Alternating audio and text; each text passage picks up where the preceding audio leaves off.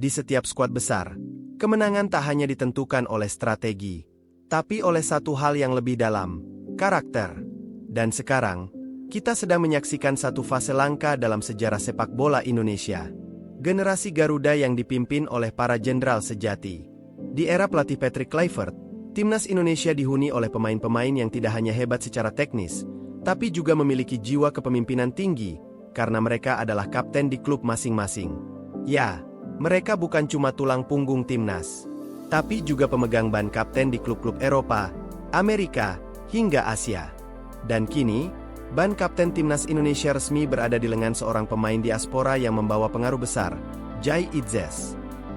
Ban kapten timnas Indonesia saat ini berada di lengan Jai Itzes, bek tangguh yang bermain di Serie A bersama Venezia. Ini bukan promosi instan.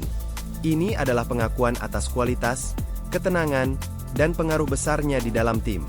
Di Venezia, Jai bukan tipe kapten yang banyak berteriak. Dia adalah pemimpin modern, tenang, pintar membaca situasi, dan punya kemampuan membawa bola keluar dari tekanan. Banyak analis di Italia menyebutnya sebagai silent commander, karena tanpa banyak bicara, dia bisa mengatur lini belakang dan mengangkat mental tim. Ketika Venezia naik kasta ke Serie A dan sang kapten lama hengkang, Jai langsung ditunjuk jadi kapten utama klub. Keputusan yang sempat diragukan oleh sebagian supporter, tapi langsung dijawab dengan performa stabil dan aura kepemimpinan yang jelas terlihat di setiap laga. Dan kini, di timnas Indonesia, Patrick Kluivert memilihnya jadi kapten utama. Itzes bukan sekadar pemimpin, dia adalah wajah dari revolusi baru Garuda. Di kancah domestik, Rizky Ridho tampil sebagai ikon baru kepemimpinan di Persija Jakarta. Usianya masih 22 tahun, tapi kepercayaan datang dari ruang ganti hingga tribun penonton. Ridho memimpin dengan gaya yang lebih ekspresif. Ia tak segan memberi instruksi, menegur rekan setim, dan menjaga ritme saat tim sedang goyah.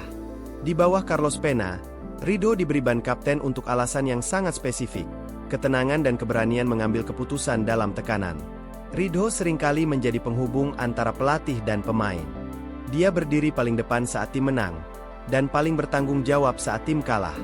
Di ruang ganti, sikapnya dikenal dewasa dan mampu menjaga kekompakan. Sebagai bek tengah, Ridho punya visi bertahan yang matang dan komunikasi kuat, dua hal yang membuatnya cocok sebagai pemimpin, baik di klub maupun saat mengenakan seragam merah putih. Martin Paes, kapten FC Dallas, MLS. Di Amerika Serikat, Martin Paes adalah contoh pemimpin dari posisi paling belakang, kiper. Dia bukan kapten tetap FC Dallas, tapi sering dipercaya mengenakan ban kapten saat rotasi, terutama jika kapten utama absen. Kepemimpinan Paes terlihat dari suaranya di lapangan. Dia sangat vokal, terus mengarahkan pemain bertahan, dan punya kemampuan membaca permainan luar biasa. Pelatih Dallas bahkan menyebutnya sebagai the brain of the defense. Gaya kepemimpinan Paes lebih strategis. Dia tahu kapan harus memotivasi tim secara emosional, dan kapan harus mengendalikan ritme lewat instruksi taktis. Itulah mengapa meski tak selalu mengenakan ban kapten secara resmi, dia tetap dianggap sebagai natural leader di skuad FC Dallas. Kevin Dix, pemain serba bisa yang jadi wakil kapten FC Copenhagen, klub terbesar di negaranya. Meski tak selalu jadi kapten utama, Dix kerap memimpin tim saat laga penting, termasuk di kompetisi Liga Champions. Kepemimpinan Dix sangat unik. Dia jarang tampil dominan secara verbal, tapi sikap profesional dan pengalaman internasionalnya membuat semua pemain menghormatinya. Dix adalah pemimpin lewat contoh. Saat dia turun ke lapangan, seluruh tim langsung termotivasi. Dia juga jadi penghubung penting antara pemain muda dan pemain senior. Ketika tim mengalami penurunan performa, Dix adalah pemain yang berdiri di depan media, memberi pernyataan tegas namun tenang. Itulah tipe pemimpin sejati, mengayomi, bukan hanya memerintah. Maes Hilgers, kapten FC Twente. Maes Hilgers adalah kisah loyalitas dan perkembangan yang berbuah kepercayaan penuh. Setelah hampir satu dekade bersama FC Twente sejak akademi, ia akhirnya diangkat menjadi kapten utama klub. Hilgers bukan kapten yang emosional. Dia memimpin lewat konsistensi dan integritas. Gaya bermainnya sederhana, tapi efektif. Intersepsi akurat, distribusi bola rapi, dan positioning yang jarang salah. Ia seperti metronom di pertahanan. menjaga stabilitas dan ritme tim sepanjang 90 menit.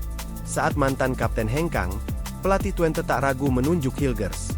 Karena dalam setiap latihan, setiap pertandingan, Hilgers menunjukkan bahwa kepemimpinan adalah soal kepercayaan dan contoh nyata. Ban kapten itu bukan hadiah, tapi hasil dari proses panjang.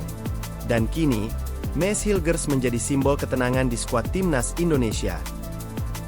Nama Justin Hubner mungkin belum familiar sebagai pemain senior, tapi di Akademi Wolverhampton, dia adalah kapten utama tim U21. Sejak 2022, dia memimpin tim muda Wolves di Premier League 2, menghadapi tim-tim besar seperti Arsenal dan Manchester City U21. Hubner punya gaya kepemimpinan khas pemain muda Eropa, tegas, agresif, dan punya rasa percaya diri tinggi. Dia sering jadi pemompa semangat saat tim tertinggal, dan sosok yang merangkul rekan setim saat frustrasi. Bahkan di usia muda, Hubner sudah menunjukkan kedewasaan dalam menghadapi tekanan. Kini, dia sedang bersiap untuk menembus tim utama, dengan mental pemimpin yang sudah ditempa sejak belasan tahun. Kelvin Verdong, yang bermain di Eredivisie bersama NEC Nijmegen, juga menunjukkan jiwa kepemimpinan yang kuat. Dalam pertandingan penting menghadapi Ajax Amsterdam, Verdong dipercaya mengenakan ban kapten menggantikan kapten reguler yang absen. Dengan sikap tegas dan fokus, Verdong memimpin timnya meraih kemenangan impresif 3-0 atas Ajax, sebuah hasil yang mengejutkan banyak pihak. Gaya kepemimpinannya yang tenang namun penuh wibawa membuatnya menjadi sosok penting di lapangan. Tidak hanya sebagai pemain bertahan yang andal, Verdong membuktikan bahwa ia mampu membawa timnya melewati situasi sulit dengan komando yang efektif dan disiplin tinggi. Perannya sebagai kapten di NEC dan juga kontribusinya di Timnas Indonesia menjadikannya contoh pemimpin modern yang patut diacungi jempol. Timnas Indonesia dipimpin para kapten. Inilah skuad Timnas Indonesia saat ini, tim yang tidak kekurangan pemimpin. Bukan cuma 1, 2, tapi banyak pemain yang dipercaya memimpin klub-klub besar mereka di berbagai penjuru dunia. Mulai dari Jai Itzes yang memimpin Venezia dan kini jadi kapten utama Timnas. Rizky Ridho di Persija, Martin Paes di Dallas, Kevin Dix di Copenhagen, Maes Hilgers di Twente, hingga Justin Hubner yang menunjukkan jiwa kepemimpinan sejak muda. Ini adalah generasi Garuda yang dipimpin oleh karakter, bukan hanya skill. Sesuatu yang mungkin belum pernah dimiliki Indonesia dalam waktu bersamaan. Kini, Timnas Indonesia punya pondasi kokoh. Pemain-pemain yang tahu bagaimana cara memimpin, mengatur, dan bertanggung jawab, bukan hanya bermain. Closing votage para pemain memegang ban kapten, berpose dengan klub masing-masing. Lalu, Garuda fans. Dari semua nama tadi, siapa menurut kalian yang paling pantas menjadi kapten masa depan timnas secara permanen? Apakah Jai Itzes sudah tepat sebagai pilihan utama? Atau ada nama lain yang lebih layak? Tulis jawaban kalian di kolom komentar. Jangan lupa like, share, dan subscribe untuk terus dukung konten sepak bola Indonesia yang berkualitas. Sampai jumpa di video selanjutnya. Dan ingat, Garuda tak hanya terbang tinggi karena sayapnya kuat, tapi karena dipimpin oleh mereka yang paling layak berdiri di garis depan.